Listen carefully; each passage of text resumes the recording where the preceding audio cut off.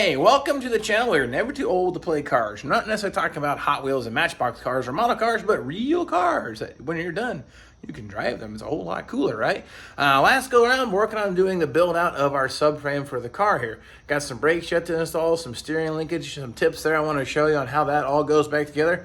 And if time allows, maybe hooking up some of the drum brakes, get some of that stuff set up just in case you had a question, or a bit of review, and things you want to know that you don't throw away when disassembling that and having stuff media blast, because some of the stuff doesn't come in the rebuild kits. So that's something I want to share with you. And if you look outside there, very expensive boxes of vintage air goodies there. We're going to go on here on the Lamborghini.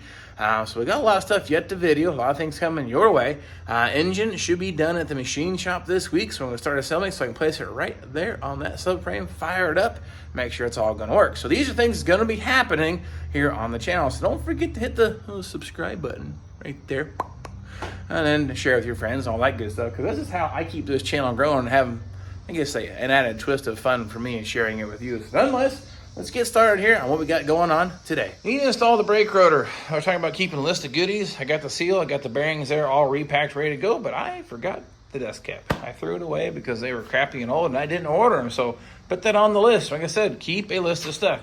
So things you need to know about tie rods before calling it quits and putting those in there. Things that I want to show you. So that's what we're going to get into here today. I have already installed the idler arm, pretty self-explanatory I feel. 2 nuts and bolts, torque those down. I've got the nut starter there on the center link. Pitman armor is cleaned up, same thing, just got the nut starter on the center link. So we can just go ahead and now put the tie rod assemblies on here after I install that rotor. All right, let's get started. I've already repacked the wheel bearings. There's actually a technique or secret handshake kind of thing for that, but I didn't do that necessarily on the video, but you get the idea. Bearing is cleaned, inspected, look for any kind of discoloring, pitting, or galling, or any kind of damage to that roller that would require it to be replaced, because you don't want that bearing going bad, because that's what keeps your wheel on going 80 mile an hour when you're racing down the highway, especially against those Camaros. Seal, pretty self-explanatory. Goes in the back side, light taps of the hammer.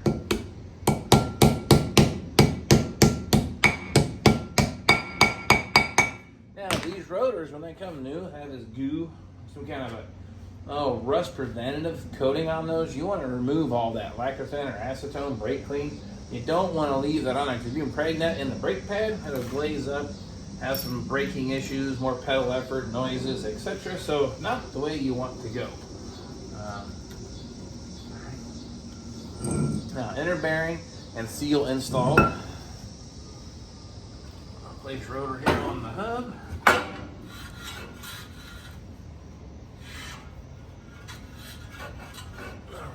Now, same thing here. Outer bearings all packed, ready to go.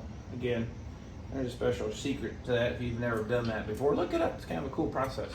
Or if you got one of those really cool automatic bearing packers, I'm not hating you.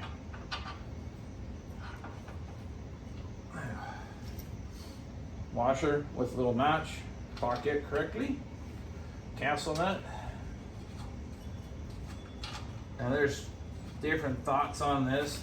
Torque process or snug it, back it off, run it. I've always just kind of run it down.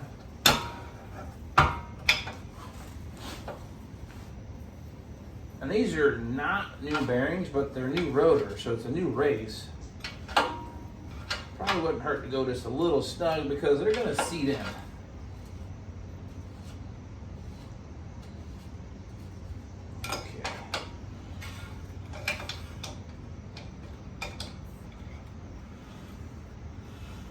Now there's actually a torque spec and a procedure in the service manual. This does not void out anything written in the service manual. This is just how I do it. It seems to work.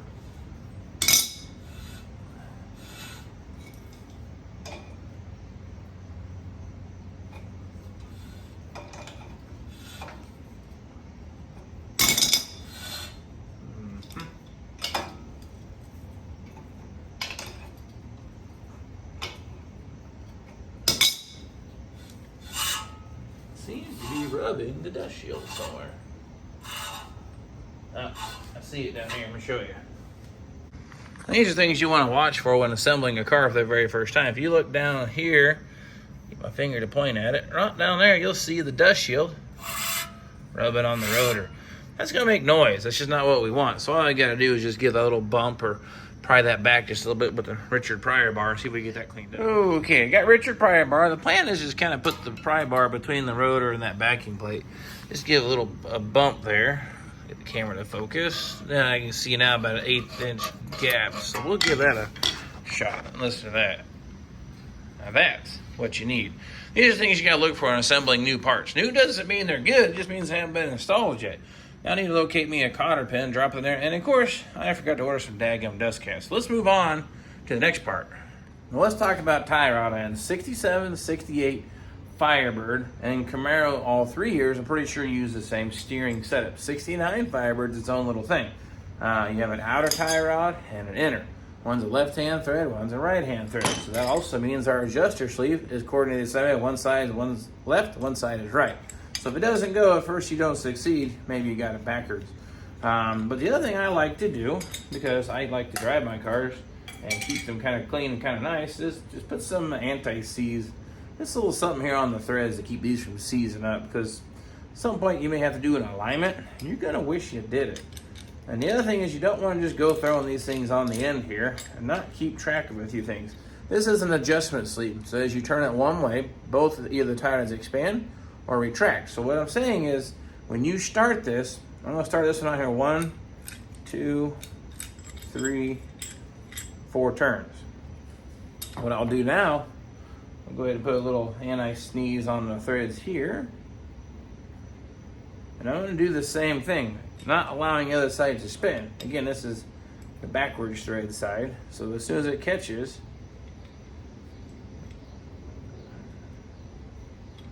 I'll do 4 turns. So there we go. 1, 2, 3, 4. And the reason being is I'm going to screw this in way further when it's all said and done.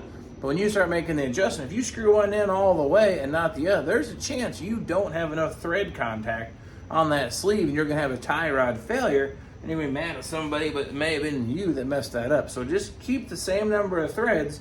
And now at this point, when I go to put this together, I just screw this in like this. And you can watch this thing is actually getting shorter. That point here is just going to keep going down, down, down, down as I adjust it. So that way now I have the equal number of threads on both sides. That was one of those things I wanted to share with you. Make sure that you don't mess that up. I've seen it done. All right, now that's pre-assembled and ready to install. All right, here's our idler arm. This is our passenger side brake rotor. Now I've got our passenger side tie rod assembly, inner and outer. The inner tie rod end actually is the longer of the two. The shorter one goes towards the outside world. Orientation, the outer one goes up into the spindle, as you can see here. And I'm just going to start the nut for now and run that on just snug by hand. That'll hold things in place. Now the inner will go orientation this way here. Put it through our center link. Same thing, just going to start the nut for now. I've already installed the nut here on the idler arm and on the pitman arm. Now the thing I wanted to kind of go over was these nuts, everything has a torque spec. I'm not going to say don't ever use it, always follow the service manual, but I don't know if it actually emphasizes or stresses in the service manual, when you run these down, it's a tapered seat suspension part. So you run it down till you torque it, but you also got to line up that castle nut with the hole to put your cotter pin through. Now the thing about it is you never want to back the nut off to line up the cotter pin hole. So torque it to spec, which I believe is actually 40 foot-pounds on the tie rod end, center link. Now the pitman arm, I think that nut's 80 foot-pounds. But you want to go ahead and torque it to what it says, and then keep going tighter until the window lines up. You never want to back this nut back off, because there's a chance that it could actually cause it to come loose. And the last thing you want is a steering issue, right? You don't want to lose control of the left-right selector and not be able to control which way you're going. Alright. Go. Snug that up. Put my cotter pin through. And I'll do that to all the nuts here on our steering linkage. Now, all of our steering parts can be torqued and secure. Control arm bushings, not yet. So these are all ran down tight. I got this one here, cotter pin in, you get the idea. Cotter pin, cotter pin. That's the 3 on this side. Same as that side, outer, yeah, I got it right, inner, outer, and our actual pitman arm. Those are all torqued down and tight. Again, do not back the nut off to line it up so you can install the cotter pin. Epic fail. Now, this is our adjuster sleeve. Now we can actually adjust this in and out. We're going to kind of eyeball align it, but just about all the way in is where I'm at, and it kind of looks good. They really can't do a whole lot with the alignment to get all the suspension loaded with the weight of the engine, transmission, and carbide. That'd be close enough that we could push this thing around the garage. So that's squared away. Something else, an additional note. Brake lines, fuel lines I've installed. If you have those little rubber caps, even better, but put something over the end to keep crap from going in there because you just don't know what's floating around in your garage. So let's jump back here, talk some brakes here maybe. Well, let's talk about rear brakes here. You go ahead and take your axle, have a sandblast or whatever, and you take this thing completely apart, and you're going to replace a lot of the pieces, but things that doesn't come in the typical hardware kit, what you see here, hold down springs, return springs, whatever you want to call them, the adjuster kit, or shoes, it doesn't come with parking brake lever. There's a difference between left and right. There's your parking brake, I call it the rod. It actually goes between the primary and secondary shoe, and just the link between this to apply the shoes. This does not come with the kit. This little retainer here at the top with the 12 o'clock spot goes up here, don't come with it, and the little extensions or plungers that go on the end of the wheel seals that push against the brake drums themselves. So these components I've actually media blasted, primered, and put it back into service. Now the other thing to keep in mind, drum brakes, at least this style here on older cars, newer import cars stuff, don't have a primary shoe and secondary shoe. You see that this shoe is, the lining is slightly shorter than that one. The primary shoe is the shorter one. It goes towards the front of the car. So this is our forward facing direction. That's hanging out the backside there. So when these shoes are installed, this will be the orientation, shorter shoe towards the front, or primary shoe. Now, any place this brake shoe, spring, or anything has metal-to-metal contact, you really should put some kind of lube or something on that to keep it moving. Brake noises are from vibration. So what you want to do, there's 3 points where the brake shoe rides on the backing plate, lubricate those, front and rear. Even any place here where the springs or the adjusters or anything actually ride or come in contact with the webbing of the shoe. Same thing, a little bit of grease designed for brakes is not a bad idea.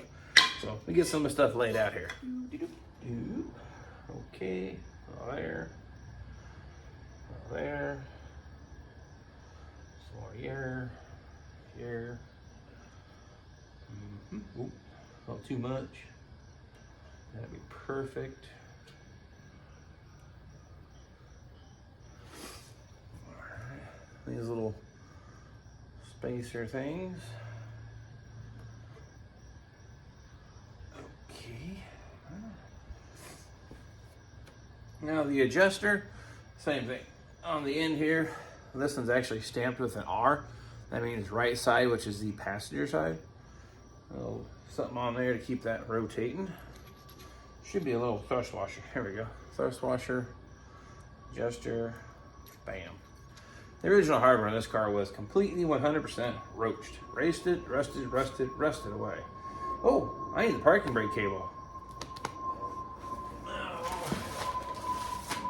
Nope. There we go. I got a whole parking brake cable kit. Majority of the time in cars in the past, surprisingly, the cables survive. This car, no, done, roached, dead. Parking brake cable comes in through backing plate and just snaps into place. Simple as that. Now, parking brake lever hooks the end of the cable here, like so. Now that's in place. Now when I go to put this all in place, I just gotta remember to hook that. Now there's a little spring that goes on the end of our parking brake rod, like so, little blue guy there. That keeps this tension and keeps it from rattling when going down the road. And that was a mosquito. And then, hold down spring, hold down spring.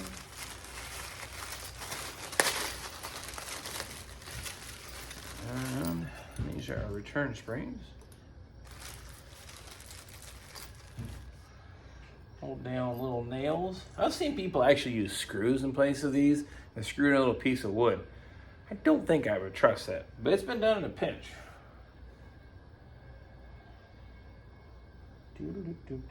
Now this little spring is the one I'm going to look for first. The right one is red typically. I believe the left side is white. This is the spring that goes on the bottom of the two shoes around the star wheel adjuster. It'll actually kind of line up like this, where that longer edge of the spring actually kicks around it there. So that's how we're going to orientate that. Star wheel goes towards the rear of the vehicle. I'm pretty sure. Yes, I had to remember there. I had to dig in the rememory. I like to assemble the shoes like so first. That way, it makes my life a lot easier when I go put it in. And I just kind of hold it in place. You mount this bottom spring first. Hook that like, wow, it's gonna be a little snug. Well, it doesn't want to quite go. There we go. Oh well. And I got it upside down. There we go. Now the orientation is right, because it needs to clear the star wheel. You don't want the spring bouncing off the star wheel. So that's the orientation. You can see now the spring, when hooked in the other shoe, will not interfere with the operation. Okay, now that was what I was trying to do. Primary shoe, shorter one towards the front, star wheel towards the back, spring clears just as you see here. Now what we gotta do though, I'm gonna go ahead and put these shoes on the backing plate. I need to loop my parking brake rod through, or parking brake lever, through that top mount hole here on that webbing of that brake shoe. I'm gonna just loop this thing around like so. Being careful not to disturb too much. See how that holds that in place? And then this here goes between the shoes. I'll get this installed and get you a close-up what that looks like.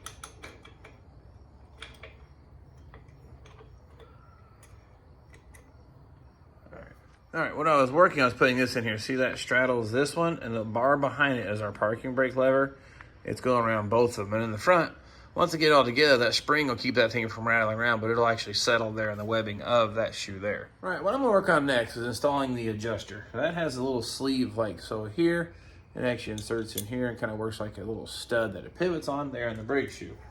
Same thing, just a little bit of lube on that, because it's got to pivot and operate.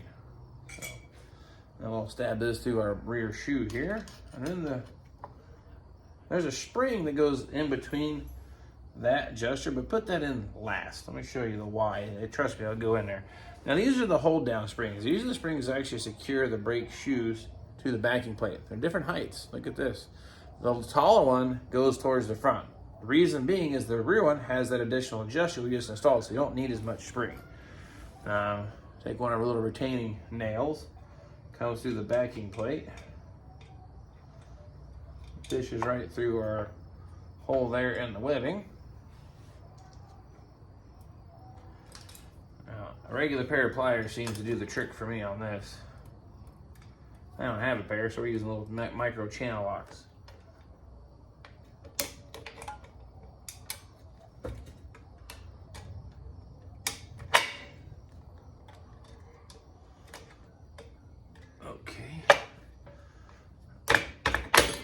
Oh,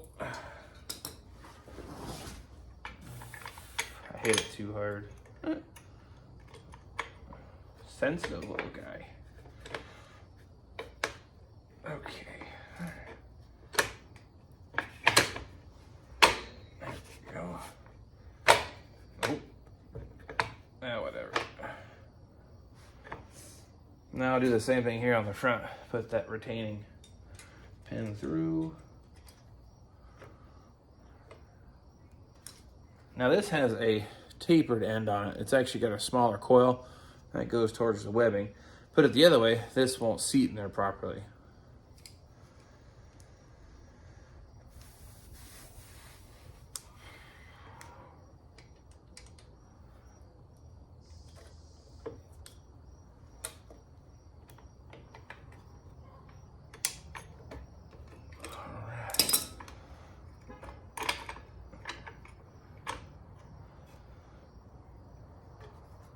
Now this thing will actually kind of reside at the 12 o'clock spot. I like to do this one next. This actually hooks the rear part of the adjuster. Let me show you. She brought that around earlier. That hooks on there like so, and then this will pivot, will actually mount up here Well, this is actually for the left side.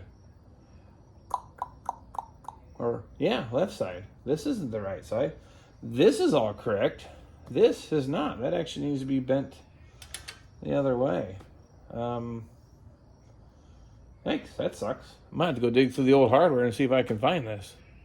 You know, sometimes it's okay to be a bit of a pack rat. I have the old link, but you can tell it's a mirrored image of it. This is for the passenger side. So when they package this is from Inline Tube. These guys normally do a fantastic job. So they're allowed to have one mistake. So I do have the original. It is in good condition, so we're going to be just fine. So now I'll proceed to back to our regularly scheduled program and installing this piece here. Again, now that I've got the right one, this hooks here on our adjuster piece. Then we just got to hook this on here like so. Flip that into place. Oh, well, I might just put that right there, right? So again, we'll try that one more time. Special brake tool here.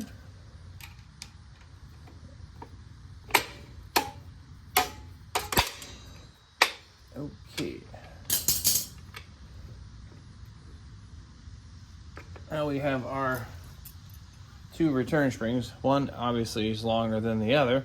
Short one's going to go on this side here, from here to that hook, and the longer one goes from here back up to the center point. Put that in the brake shoes. Now, same idea.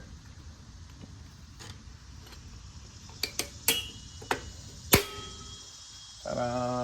Now we'll do the same. We'll hook this little hook in our little window there. And that'll hook up on top.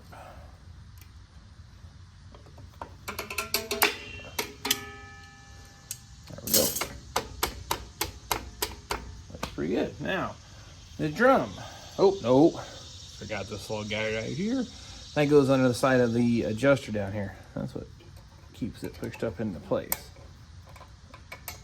There we go. That's as easy to install. Now, this is the only piece we're not going to install because it doesn't go on this side. Drum.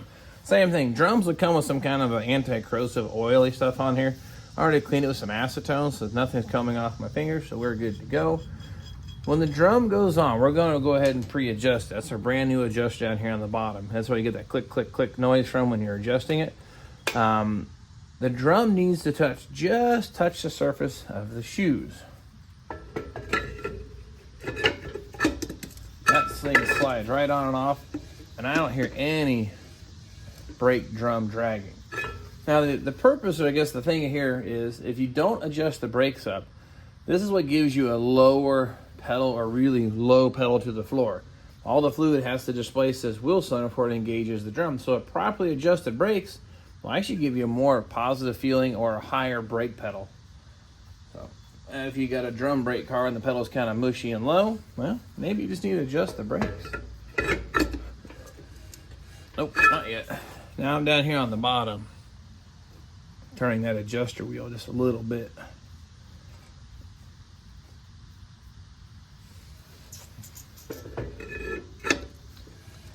Oh, I hear just a tiny bit now. I said, you'll know, it's just the point where the drum starts to drag.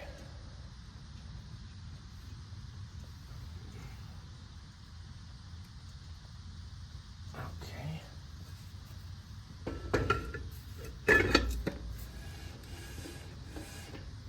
Yeah, a little more still.